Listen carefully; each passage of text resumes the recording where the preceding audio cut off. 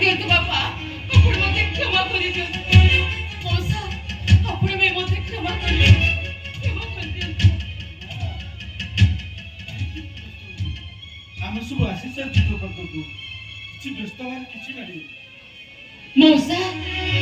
सेदिन काहे कि आपण एते बड़ मिछ कथा के लुचै रखिथिले अरे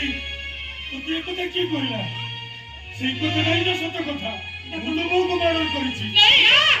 काहे कि मौसा अब आज में तमे सेमिति मिछ कहउछ काहे कि से शैतान को बचेबा पई कोन पई आपण मिछ कहउछथि कोन तो मौसा कोन पई मिछ कहउछथि कोन तो मौसा अपन से बागर को बंद करतो आपण भूल करछथि से मर्डर साक्षी होछि मु सुनो बड़ा ये बेसी समय रे हम विपद अछि मेघनाथ बाबू समय पर कई जाई परिबे